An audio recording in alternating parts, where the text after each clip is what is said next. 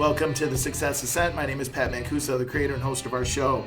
Today we welcome Blaine Oelkers. Now, the first thing that I would tell you is that Blaine is the only individual who can call himself the Chief Results Officer. And he talks about this process, if you may, in our episode. He also shares how to create a new habit in 21 seconds or less. He talks about knowing when to quit and while at the same time needing to push through difficulties. He says you link a new habit to a habit you've already mastered, and that's how you raise your performance level. He also talks about dialing down the resistance and winning early and winning often. I know you're going to enjoy the episode today, so on to the ascent. Welcome to the Success Ascent. My name is Pat Mancuso, and I am the creator and host of our show. And today we welcome a very special individual. He's going to talk to us about how we can transform our lives in 21 seconds. And I can't wait to hear this. So let me introduce you to Blaine Oelkers. Blaine is America's Chief Results Officer. And I love that. So we're gonna probe into that. He's also a leading authority on personal implementation. He's an expert on creating a valuable business and business in doneness, as he calls it. He's always loved to help people get results and knows which habits bring success and results and how to create them instantly and stick with them for a lifetime. He's also a TEDx speaker. We're going to talk a little bit about his TEDx talk, and he's co-authored 3 books. Is a graduate of Purdue University. We won't hold that against you as a gopher, Blaine. A graduate of Purdue University and Stanford University Social Entrepreneurship Program. So Blaine, welcome to the show. Pat, thank you for having me on the show. I am excited to be here. And first of all, I want to thank you I know this takes time, energy, and effort to put these shows together. So thank you for doing that. Your shows have a big results ripple out there in the world. So appreciate you doing that, but excited to be here and to maybe add some value to your listeners' lives today. Well, thanks, Blaine. I know you're going to add a ton of value. So I always like to have a little fun with my guests before we start. I always say, okay, that was Blaine on paper. Tell us something about Blaine that people may not know, or just something fun about Blaine. All right, so I'm going to give you two items that most people don't know. Delivered already. One is that, so I was born and raised in New Jersey, went to high school in New Jersey, met a very long time ago, but I was captain in our high school. I was captain of the ultimate Frisbee team. So if you want to throw the disc, I'm your guy. That's number one. Most people know. And the second one is the one I use when people say something interesting about yourself. And I say, well, I legally married my wife on her 7th birthday. Now this, so sometimes people, they're not really sure. My wife says, that makes you check the comments. I'm going to check. We're live streaming here. I got the comments open. I'm ready. My wife says, that makes you seem weird. And then but the key is that she is a beautiful leap day baby. So she was 28 years old, but it was her 7th birthday. But she was 28 years old. We have 30 years of marriage in now. So I'm doing something right there, but that's kind of a unique thing. So every 4 years, so we don't have her birthday and our wedding anniversary is only every 4 years. So it gets a little wild during leap years, but we really do enjoy that. That's fun. Well, we have something in common. My parents were married on leap year. And so, I don't do the math on that anymore. So, but it's all good.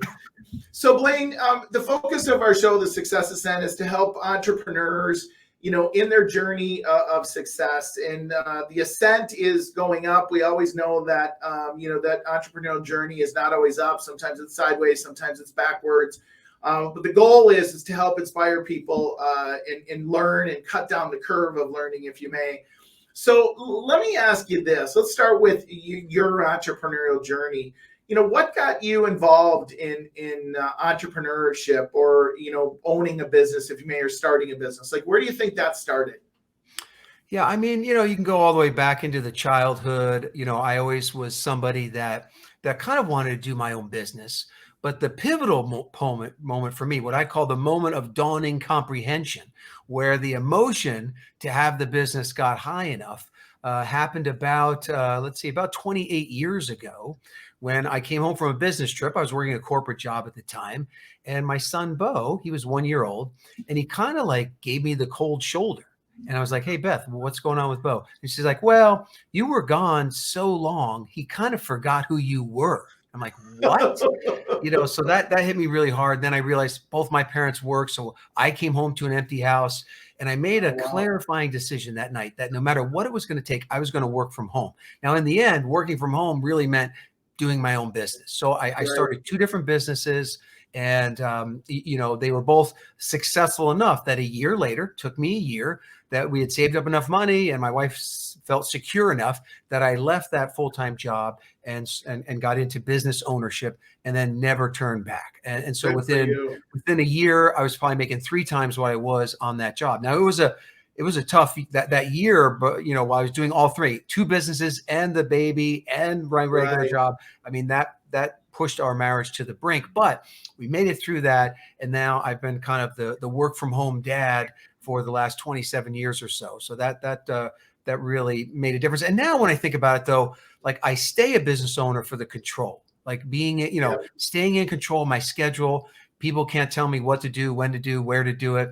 I tried to get into businesses and are still in businesses today that have no daily operations. So I think that's helpful. But Yep. it made a big difference for me. So let me ask you this, by the way, congratulations. Obviously, there's a huge percentage of businesses that fail, and they fail because they're not willing to do whatever it takes, right? And you did, and you said, hey, I'm gonna, build this foundation. And then once I feel, once I've got that foundation built, boom, I'm out of here and I'm on my own deal. So as a CEO, as an entrepreneur, as a business owner, what would you say has been your biggest ceiling that you hit, and how did you break through it? Yeah, I think for me, there are plateaus. There are plateaus in your business.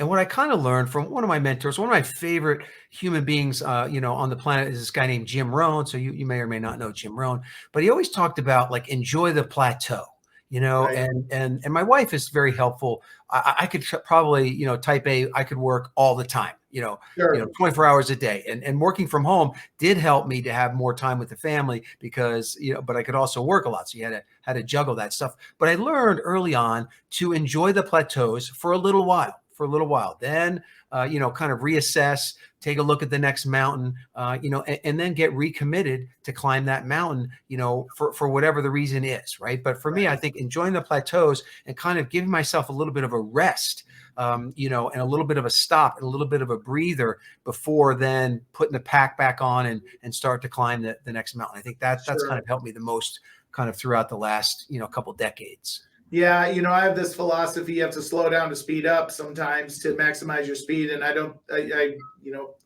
in my coaching and consulting, there's a lot of CEOs and business owners who struggle with that piece to slow down, Yeah. because they think they're going to fall behind. In all actuality, you get ahead by doing that. So Yeah, let me ask yeah, you. and I Go think, ahead. one other thing would be, knowing when to quit, right? I mean, that is, a lot of Yeah, people say quitters never win, winners never quit. That's not true. Winners quit all the time when you're right. either in the wrong business model Exactly. or it's just not right for you, right? So I had Yeah. times where I probably lingered in certain business endeavors and businesses longer than I should have, but not being afraid to quit and to start something new, when it comes time. Now you got to push through some hard times as well, and you got to Right. keep moving forward, but knowing when to quit, and maybe it's just when to quit a certain part of the business. But I Sure. think that's also something that kind of comes with experience. But if I could talk to my younger self, it'd be like, quit sooner on those ones that feel like a road south when you're headed north. Well, it's funny, you talked about your younger self. We're going to ask you, come back and circle that. Let me ask you another question. What do you think has been, if you look back and said, that was my biggest mistake that I learned from in your entrepreneurial journey? What would that be? Yeah, and I was lucky enough to have this occur at the very beginning of my entrepreneurial career. And so, I mentioned that I was working this job, right? And I wanted to own my business. So I started two businesses. Now, one of those businesses that I started when I wanted to, be a work from home dad, one of them I started with a friend of mine. And the biggest mistake that I made there was we set up a 50-50 partnership Yeah. without any pre-thought about how this thing's going to end. Yep. And so for me, that was a big lesson. And from that very first business, since then, I've never done a 50-50 deal. Now, I'll do a 49-51. And if I'm the 49, I know where I stand, in the deal. I'd rather be there. If you are going to do a 50-50, I would predetermine how that's going to end, how one person's going to buy out the other, or what, because that got, we both had different ideas on what the value of the business was, and things just drift over time. So that was probably the biggest thing is know where you stand. And I think at whatever cost, own your business, own 51, or more percent of your business, and let the decisions on that business rest with you. Yeah, that's so true, Blaine. I mean, I can't tell you how many people, over the years that I've come in contact with who are in businesses, partnerships like that. And you said that the real important thing you said is we don't ever anticipate the end. We don't ever anticipate that it'll get sideways, and sometimes it's not even a sideways like in a bad thing. It's like sideways in a strategy. Like, I think I should go down this road and somebody else thinks I should go down that road. And if there's not somebody who can make a decision, then basically you're sitting at the fork of the road and you're not going anywhere. And usually there's a party that doesn't work for. So it's so true, and such great advice. So thank you for that. So then let me shift gears a little bit and say, okay, so if you were standing in front of your 20-year-old self and you were going to give advice to that 20-year-old, like, what advice would you give them about this entrepreneurial journey?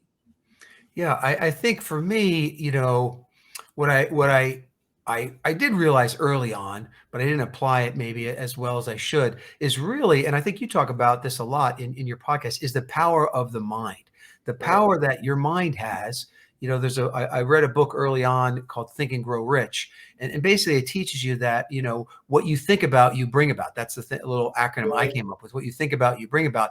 And if I knew that earlier on, I would control my thoughts, I would build my plans, and I would have made a lot more progress if I would have kind of embraced that, early on. I think that was a big one. And, the other big one I got from Jim Rohn, and he says, it doesn't really matter what happens to you that determines your life outcome. It's what you do about what happens. So everybody's got bad stuff that's going to happen and good stuff and all that. But he called it kind of the set of the sail, like you're in a little sailboat. It's the set of the sail that determines where you end up. And so it's your response to what happened. And when I got that, it was a little later in life when I realized that, I stopped worrying and I started performing better, because it was like, stuff's going to happen, but it's my response to what happens. That's what makes the difference, not the thing that happens. And there's opportunity, in everything, even in the bad stuff. Absolutely. Well, and I've heard this said in a number of different ways, but basically, if there's stuff that's not happening, you're probably not pushing the envelope enough. You're probably not challenging the business enough. And that's not a good thing either. So, and those are just growth opportunities, if you may, which, every CEO needs that, or business owner needs that growth opportunity to be prepared for the big one, if you may, the big challenge that's going to face them. First, I got to ask you, I'm sure you've been asked this before. So you're the chief results officer and you've got this trademark thing, copywritten thing. Where did that come from? Where did that start? So I got into owning my own business, and then I created a business. I did some exercises about, clarity and what do I really want? Why has God put me on the planet? Things like that.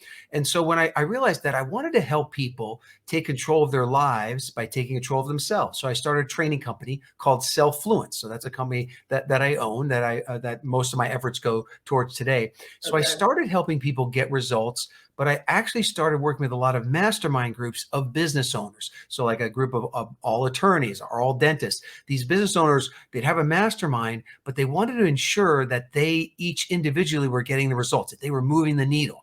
And so I was helping them get results, and they started calling me, hey, you're our chief results officer, and I said, well, that's a good, I like that. And so I went and I saw no one else was using it. So I went to the patent office, United States Patents Office, and I patented, got the registered trademark, the R with the circle, which holds a lot of power. And now I can say I'm America's only chief results officer. And so that kind of stuck with me. And I really think that's kind of why I'm here. So it feels really good to help people, get results. I love it. I love it. Half of success in business is marketing, right? And what a great opportunity to market. You're doing some great stuff now. And when we were doing research and on, having you on, there were some things that caught my eye that I wanted you to talk about. So let's first talk about, you talk about creating new habits in just 21 seconds, not 21 days. And, we all have habits, right? We have good habits. We have habits that don't benefit us. But let's talk about, how do you do it in 21 seconds? Okay, so great point now, and you bring up a good point here in the fact that there's two different things here. There's creating new habits that you want, and then there's something called bad habit elimination. That's something totally different. So let's talk about creating new habits, because this is where a lot of your success comes from the habits, whether you start them or you just end up, getting them by default. It's your habits that create a lot of success. And so you hear this, some people say it takes 21 days to create a new habit. They lied to you. I apologize for that. I am sorry for that. It does not. You can actually create new habits in just 21 seconds. And a lot of the stuff that I teach with Self-Fluence is this concept of you already have what you need. Like you already know how to be a habit master, and you just maybe forgot a little bit and you need a little power. And so this concept of the 21-second habit is also something that needs no willpower. No willpower at all. So let me share a story with where this came from and how I kind of discovered it. Is my wife, and luckily this is past tense, she used to have nearly daily migraine headaches. So the doctor said, look, here's this log. Every day you have to fill it out. Like, what was the weather? What was the barometric pressure? What did you eat? What do you think triggered it? So she could do this for 3-4 days. Then she'd lose the log. She'd forget to do it. Then she'd have a migraine. And I ask her about the log. Bad move. With that. Wow. But so what we realized though is I realized that she's got to fill this thing every day. Yep. And so one thing that my wife was already, here's the first key to the 21-second habit, something she was already a habit master at was brushing her teeth. And she did the dentist recommended 2 minutes in the morning, 2 minutes at night. She didn't have to think about it. There's no willpower required. That's already on automatic pilot. So we took the headache log, put the toothbrush and the toothpaste and a pen on top of the headache log. And while she brushed her teeth, she filled out that log. So while she brushed her teeth, she filled out. So she linked a habit that she was already a master at to the new habit. And she went 90 days in a row filling out that log. And we went back to the doctors and got things adjusted. And now she has a migraine headache maybe once every couple months. It's a beautiful thing. And so that's the first key, is linking it to something you're already a habit master at. The second part is I had two habits. I wanted to every day, I wanted to do this Bible app, but then I wanted to take a mind shower. So people physically, they wash their bodies every day, but how often do you wash your mind, right? Oh, wow. So I wanted to do this mind shower, and I use an app called Headspace, but I wanted to do it every day. And so what I did is I said, what could I habit link to? What is something that I don't have to think about? There's no willpower involved. And it turned out to be my smartphone. That every morning, sometimes that's where the alarm was going off, but every morning, the first thing I did was look at my smartphone. So what I did is I pushed all the apps to the second page, second screen. Sure. And I put just those two apps on there.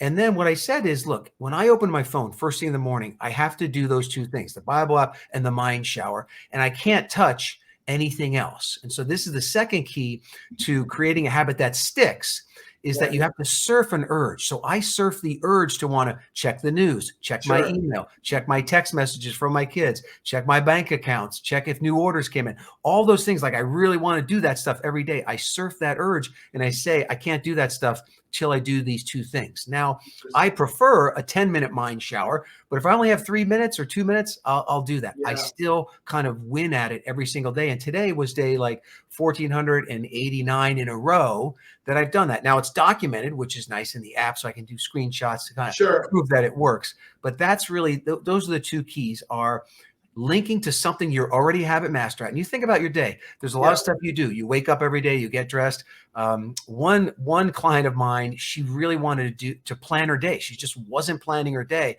So she habit linked that to her coffee. So the first thing in the morning, before she's allowed to take a sip of coffee, the list has to be started, right? So what you link to, but then surfing the urge. She had the urge for the coffee. I had the urge to look at my phone. My wife kind of had the urge to get her teeth clean. Like she just want to go to bed with a gritty teeth feeling, right? So that's really the key. And I tell people, look, now you can take control of those habits, and you can, as you're linking habits. It is true. It's actually 60 days. The science says, but after you do something for about 60 days in a row, then it really is kind of automatic pilot. But with the habit linking and surfing the urge, anybody can have a new habit in 21 seconds. That's just amazing. So I have two questions for you. One is it like no good to link to a bad habit? Like, let's say I have a bad habit, right? And if I Right. want to start a different habit, like intuitively, it tells me that's not a good thing.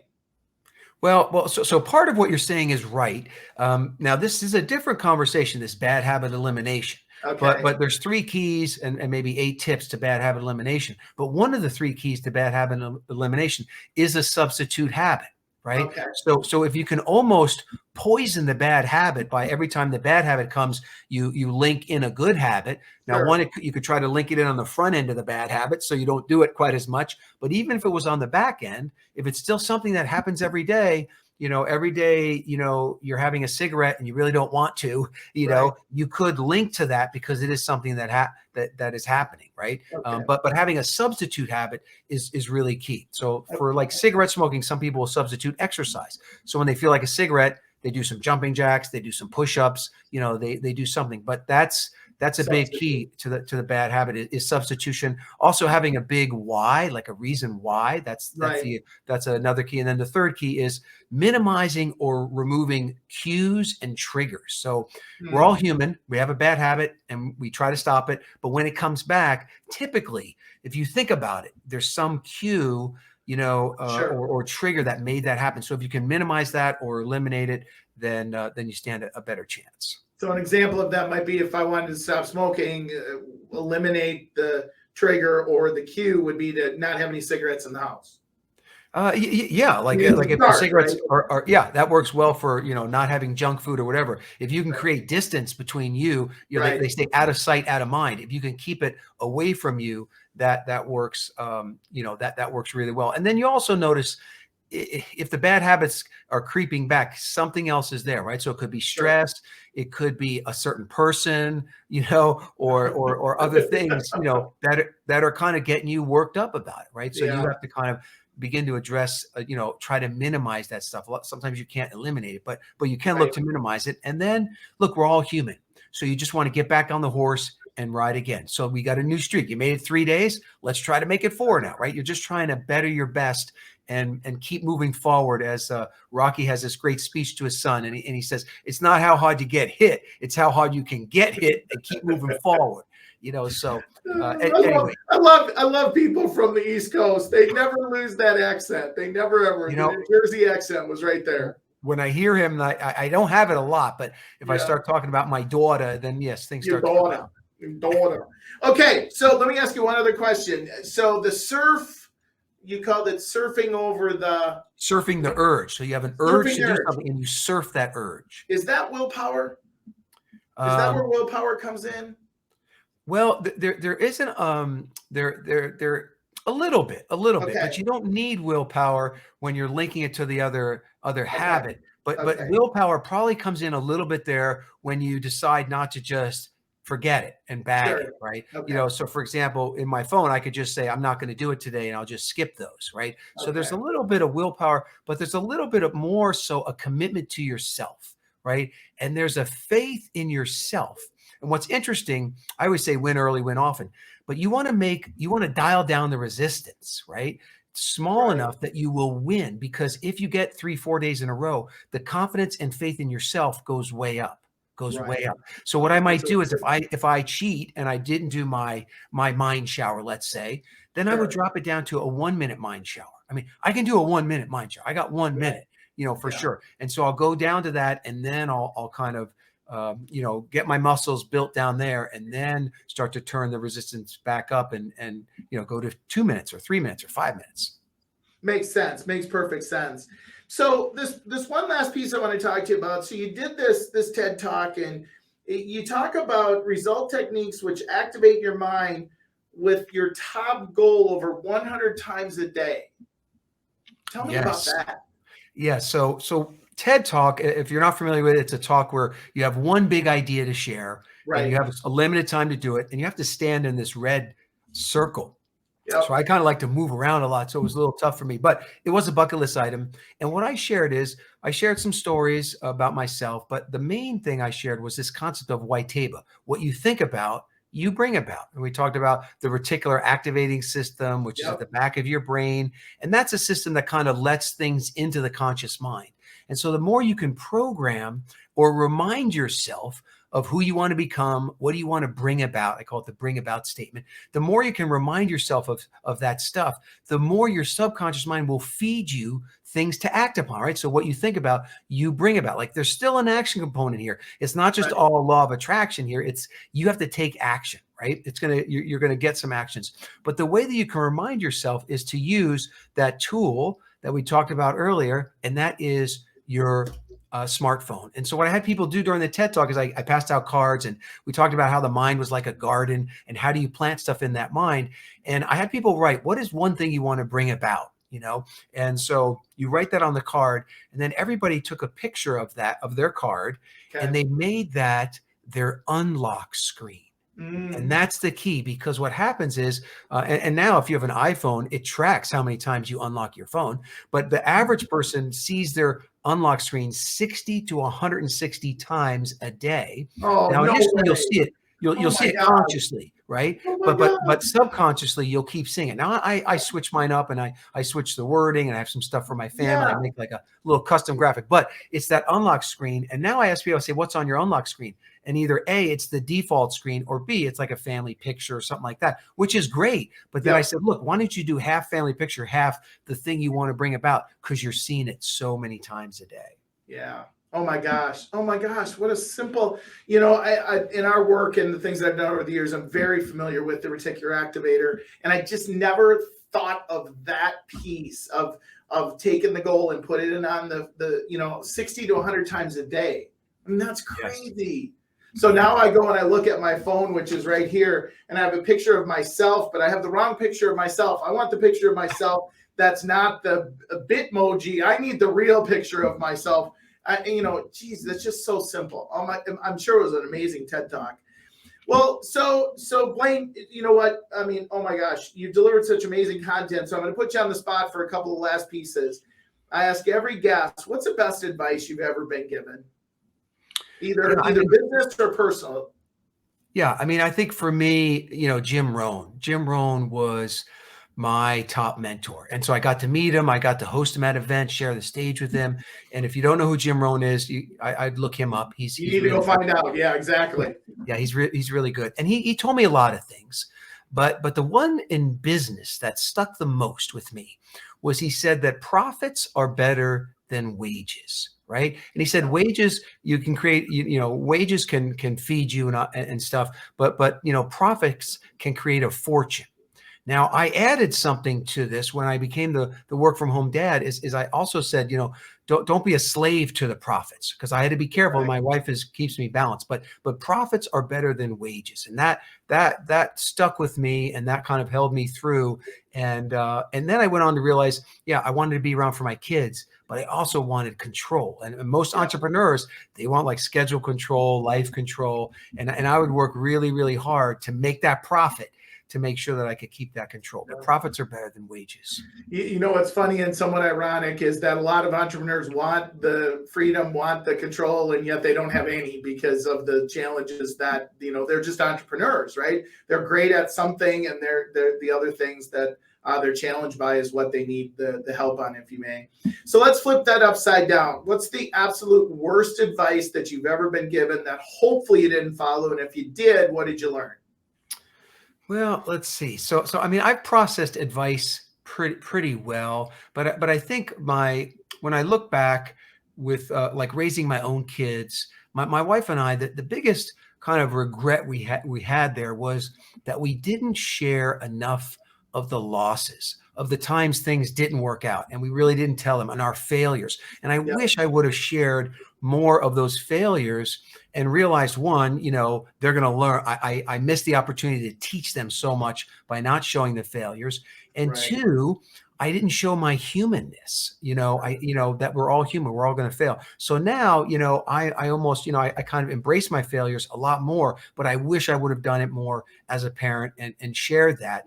And you're much more relatable when you're human too. So, I think that was probably be my biggest. It's an interesting dynamic, right? As a parent, you want to protect them. And yet at the same time, part of protecting yourself is experiencing some things. It's an interesting perspective.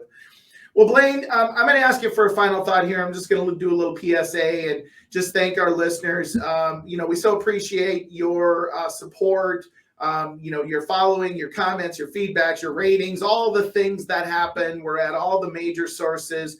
You can also go to our website, thesuccessascent.com, and you can get updates there, listen to all of our prior podcasts and any of the sources, all the major ones. Certainly we are there. And so, and tell your friends, share these. We're really excited about what we're doing, and we're getting some great feedback from a lot of people, and we're having some amazing guests like Blaine and just some of our past guests are just frankly rock stars. We get them because of the influence that we have and the influence of the guests that we have, and so we love you to support them as well. So, Blaine, take us out. What's your final thought? Well, first of all, thank you for having me on, Pat. I really appreciate it. This has been great. And like I said, you have a results ripple. You are going to touch lives not yet born. So let that sink in. 20 years from now, 50 years from now, someone's going to find these podcasts online. You're going to touch lives not yet born. But for me, I'll leave you with the bad news is time flies. The good news, you're the pilot. So pilot it well. Oh, I love that. I love that thought. That is a great way to look at it. Well, Blaine, thanks so much for your time today. Obviously, I know how valuable it is. We're scrolling down at the bottom of the screen, or if you're listening to this, Blaine, www.blainetedx.com. That's where they can get information. What will they get when they go there? So then you'll get connected. You can get my TED Talk, a transcription. It's been translated in a few different languages as well, but then we'll be connected. So you'll get all the materials that I have, letters or articles I write and all that kind of stuff. And if I can help you in any way, would love to. Well, I appreciate it. And I'm sure you can because you delivered at a high level today. Ladies and gentlemen, thank you so much. Blaine, thanks so much for being here today. We appreciate it. As I end every show, ladies and gentlemen, be happy, be healthy, be safe until the next time we talk. Thank you for joining us on The Ascent today. You can find us at any of your favorite podcast sources. You can also subscribe to get updates and additional pieces of value that we send out at www.thesuccessascent.com. Thanks so much for your support. Please leave us a review. Have an amazing day. Take care.